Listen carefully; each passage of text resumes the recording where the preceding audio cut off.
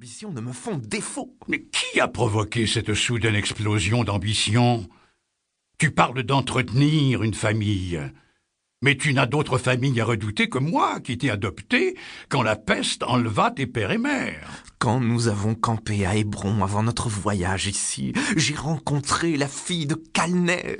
Ce ne sont pas de nobles idéaux, mais l'amour qui a changé mon jeune chevalier en un rude guerrier, prêt à affronter le monde.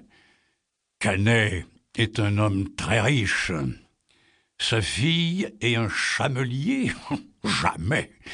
Mais sa fille est un riche, jeune et aimable marchand.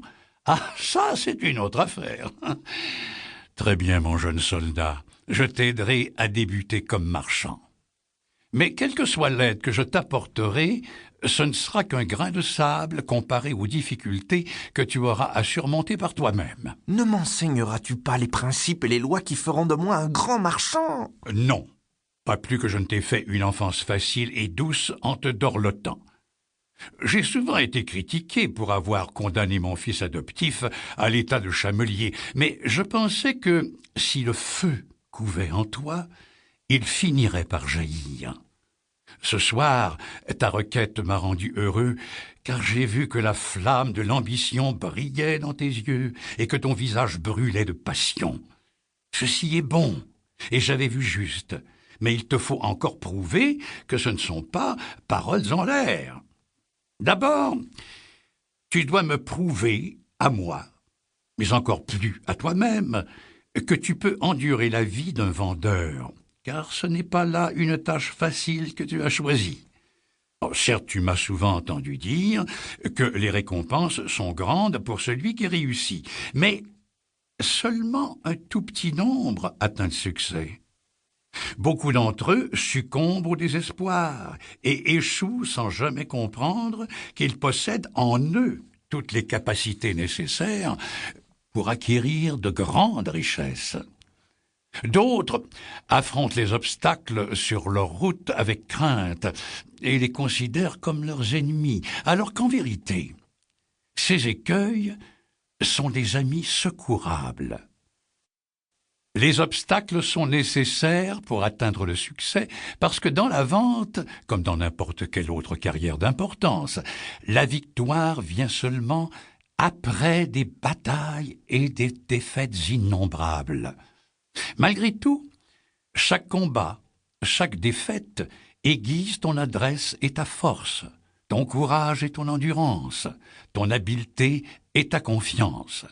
De plus, chaque obstacle devient un ami qui te force à devenir plus performant.